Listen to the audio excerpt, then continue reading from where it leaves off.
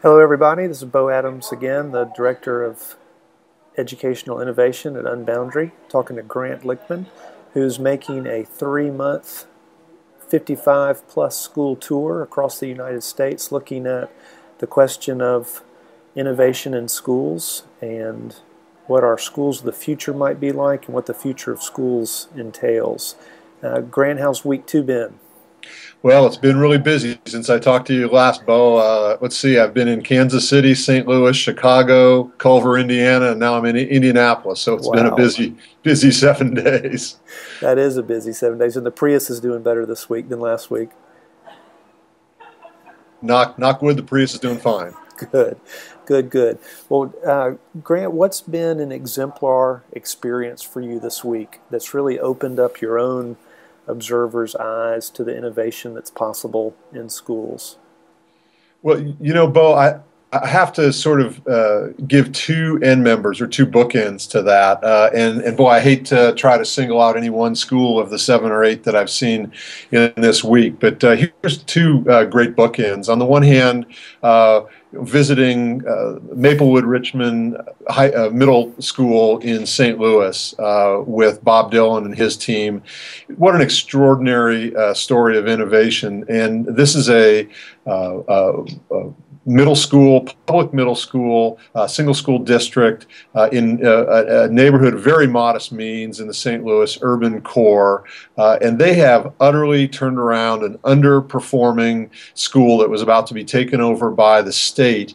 And Bob is doing it through the most intentional process of innovation that I've certainly seen, not just on this trip, but that I've really seen in visiting a lot of schools in my career. They do it with rapid innovation. They don't let decisions take much time at all. They're not afraid to fail. So they're really working in that design think, rapid trial, iterate, fail, and retry mode, and nothing's off the table for them.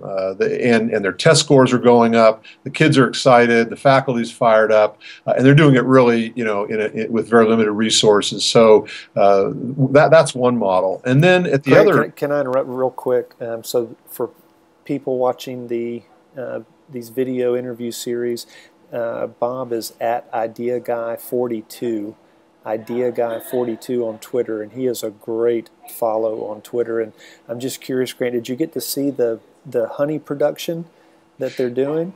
I not only saw the honey production, but they have gardens everywhere, working food gardens everywhere, both right next to the school and within a couple blocks of some other buildings. Then they have a prototype lettuce growing sort of hydroponic deal where next to a fish tank where they're using the fish waste to fertilize the lettuce as a pilot project. And they also have a chicken and egg production set up over by the preschool where neighbors come in and take care of the chickens and can take the eggs. And they're monitoring how many people in this urban core neighborhood now have chickens in their backyard for egg laying capability as a community project. So it goes way beyond just the idea of one type of, say, honey making. Yeah, that's great. Well, sorry to interrupt you. You were about to Yeah, give not your at other all. bookend. Yeah, and so then at the other end, I visited today at the Culver Academies, which is one of the largest and oldest prep schools, independent boarding prep schools in the country here in Culver, Indiana. Very large endowment, a magnificent campus, looks really like a small college or a medium-sized liberal arts college, really. And so they have all the resources they need. And what was interesting, they're also doing some incredible innovation.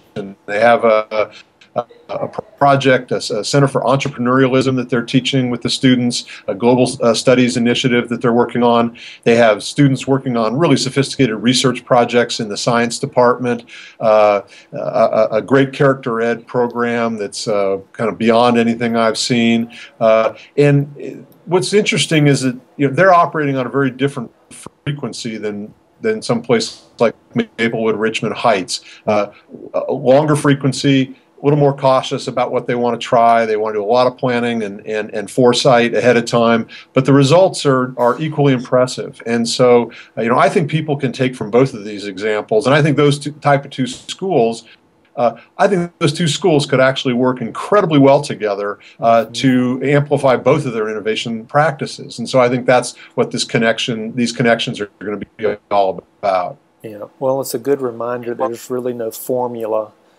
for innovation at every place per se, but it's finding your own formula through a process of deep questioning and networking and experimenting to find what's going to work best for your school and your students.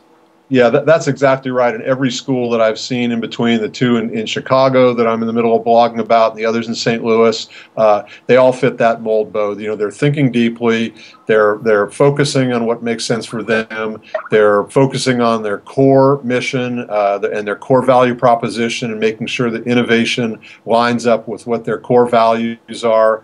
But there's no specific formula. You can't just drop a canned formula in any one of these places. And I think there's a lot that each of these schools can and will learn from each other. That's great. Well, just one more quick question before we have to go. Schools can often seem monolithic when people think about school X, Y, or Z. They often think that everything is pretty consistent within the school. Are you finding that to be true, Grant, or are you finding that there are actually different varieties of schools within schools? Oh, I think there's a tremendous amount of variety, and that bodes well for innovation, but it also poses a real challenge. Those nodes of sort of separateness within a school obviously can be incubators for new ideas, but the opposite side of that coin that I'm finding is if a school is really intent on innovating sustainably, they need to be focused as a school around a very, very clear core set of values and mission. And that's something the leader and the leadership have to articulate and have to be really embedded and be able to be articulated by everybody at the school, even students. And so I wouldn't call that monolithic. I would just call that clarity of vision and mission, and that's going to lead much more to successful innovation. Absolutely. All right. Well, I think we've come to the end of our time. We promised each other we would try to keep these brief for our readers and viewers, and I wish you the best. It's always good to see you once a week, and talk to you next week.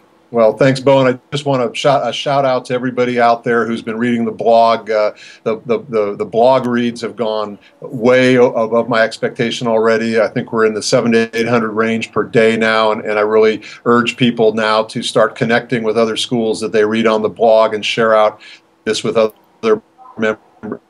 Other colleagues they have, and think about the explosion of professional development and creativity that could come about through this. So really thanks to everybody. It's keeping my energy up on the road. Absolutely. That's a great reminder from the Innovator's DNA, and that so much of it is about networking and associating, and you're really helping us do that with your travels. Yeah. Good. Okay, well, we'll talk to you next week, Bo. Thanks a lot. All right. Take care, buddy. Bye-bye.